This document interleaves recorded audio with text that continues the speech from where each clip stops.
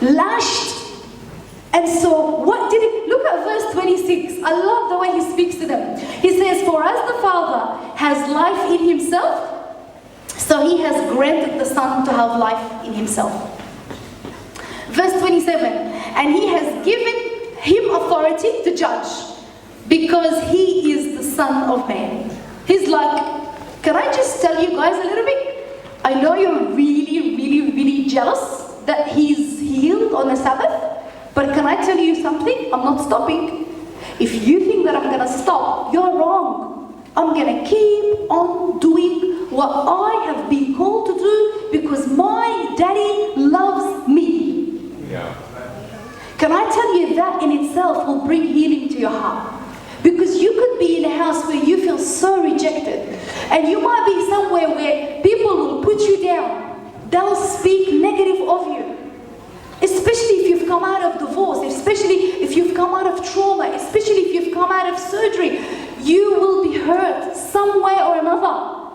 But what got Jesus to the cross to continue on what God called him to do? He knew that his Father loved him. You know that Father that Jesus spoke about is not only Jesus' Father, he is our Daddy as well. You know, before Jesus rises up to heaven, he said to his disciples, I'm going to my Father and your Father. My God and your... When he taught the disciples to pray, he said, when you pray, you need to say, our Father that is in heaven. You know, when he told them not to worry, he said, do not worry about what you eat and all of this stuff, because our Father knows what you need before you even ask him. When I am so secure in who God is, in the love of Jesus for me, in the love of my daddy in heaven, I don't really care what people think.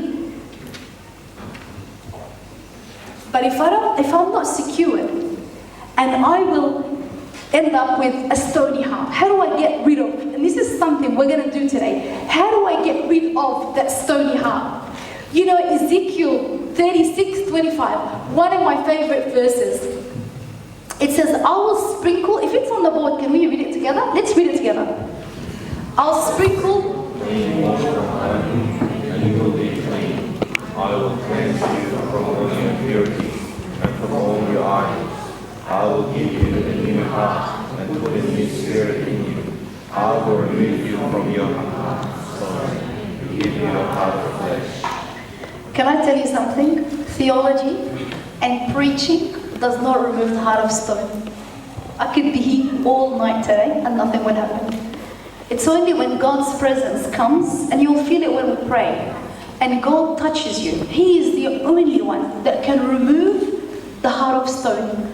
And you know that structure will come down.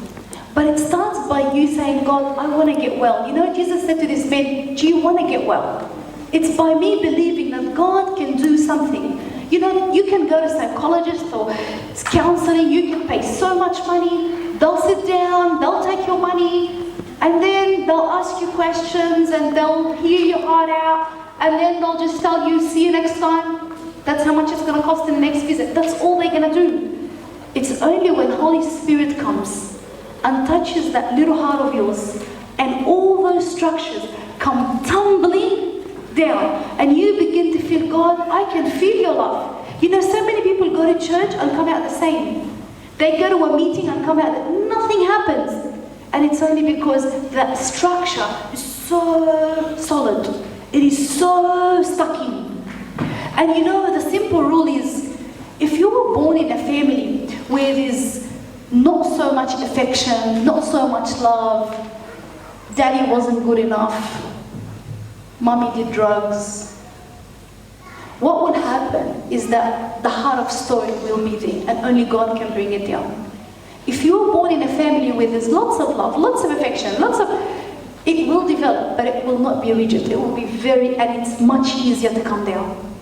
So what we want to really do in that, when we begin to pray, which is very soon, is just ask the Holy Spirit and be open, and you really don't have to do much. I am going to be praying. I just want you to receive. I just want you to sit and say, I'm receiving what you're saying. Only a touch of you, God, will melt every single structure that I have put in place. I don't want a structure because I'm designed to love. I'm designed to have affection. You know, I was reading a story of this man who said, I never gave my mother a kiss up until the age of 45. And his wife said to him, hey, when I go and visit my parents, I go and run to my mother and my dad and I give him a kiss and I open the fridge and I just feel home. How come you're very cold towards your mother? He said, oh, I've always been like that. Even when I was a little kid and mum tried to kiss me, I'd just wipe away. Just get away, mum, I don't like kisses. And she said, no, there's a heart of stone. He's like, what are you talking about? I'm a minister of the gospel. This guy was ministering and preaching. He didn't know he had a heart of stone. And so the wife went to the mother and said to her, tell me about him. Tell me about his life. Tell me about his birth. And what the mother said was amazing. She said, you know, when me and his dad were dating, I wasn't planning to have him before we get married, but it just happened and I found myself pregnant and we weren't married. And she said, we lived in a very small village. Everyone knew everyone. And everyone said to me, how dare you do that? Can't you wait until you get married? You look pretty bad. And guess what the mother did for 9 months? She kept on beating her stomach and said, I wish that never happened. I wish I did not do that. I wish I waited until I got married. And do you believe that this baby was born with so much rejection towards his mother? And yet he believed she was a great mother, but he was just like, you just stay away and I'm here. And until he came to realize that heart of stone, nothing happened. So what are we going to do today? How do I get rid of that heart of stone? The first thing, I've got to be honest with myself. I've got to realize it. I want you to, when I begin to pray, think of people that are close to you. Think of mums, dads, brothers, sisters, people that have hurt you. You're not depressed for no reason. You become depressed when people hurt you. And when you do not deal with it properly, you end up depressed. So that is step number one. I've got to acknowledge it. If I don't acknowledge that I have a heart of stone, nothing will happen. So step number one, I need to acknowledge it.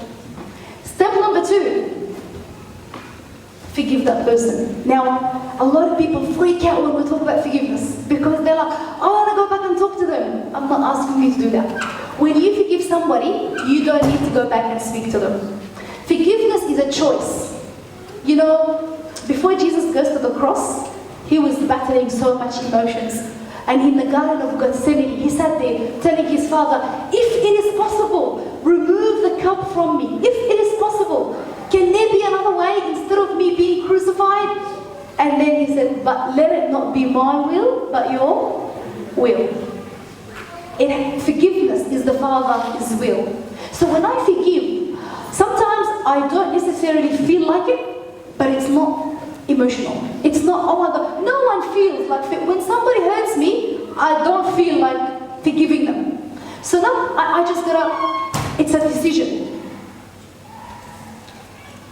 And then we're gonna use the authority of Christ. You know, Jesus says, I give you authority to trample on snakes, who knows the verse, and scorpions, and all the power of the enemy, and nothing will harm you. Nothing will harm me. But I've got to exercise that authority. So I'm going to command that structure that's been up to come tumbling down under the blood of Jesus. Yeah. And then Jesus said something so amazing. He said, whatever you bind on earth shall be bound. Whatever you loose shall be. So guess what I'm going to do? I'm going to loose you from the power of that inner vow. I'm going to break it. You know, if you've said, I am never going to get married, I am never going to, do well in business, I am never going to have enough finances, I am. I need you to begin to locate all these, my business is not going to do well. I'm going to lose that thing. That all needs to come to the cross today. I want you to walk out of this place free. I really want you to feel lighter. I want you to think, wow, God, you've broken it, you've taken it, it's gone. You know, Jesus said, it is finished. And I keep on saying that verse, he's come to give you life. You know, the first verse that I said, that may the God of peace sanctify you through and through, and through and through, and more and more. And each time you come in his presence, you become whole. You become more like Jesus and less like yourself. And people look at you and think, wow, you've come a long way. What happened to you? And then you can share the good news. You know, if you're depressed, who wants to hear about Jesus? Can you tell me? Can you tell me if you go to work and you're so depressed and someone says to you, tell me about your God. Do you reckon that's going to happen? It's never going to happen. But if you go and you're like, you've got a positive outlook on life and the peace of God is saturating through you. You know, I just remember once I was praying in my car and I went to work, and as I walked in, one of my staff came to me and gave me the worst news. She said to me, you know your business? And I said, yes, we just found out that a competitor is opening up opposite to you. And I was like, and then I smiled. And she's like, are you okay? You're about to lose half your goodwill next week. And the peace of God is just like, and I just begin to hear Holy Spirit speak to my heart. I began a good work in you. I will continue it. No harm will come against you. Every instrument set against you, it will be broken. And you know what? That pharmacy did open up in front of us, and it did not affect us, and we ended up selling that business, and you know, but people will always torment you, put you down. Speaking, I once heard someone say, your failure is a lot of people's happiness.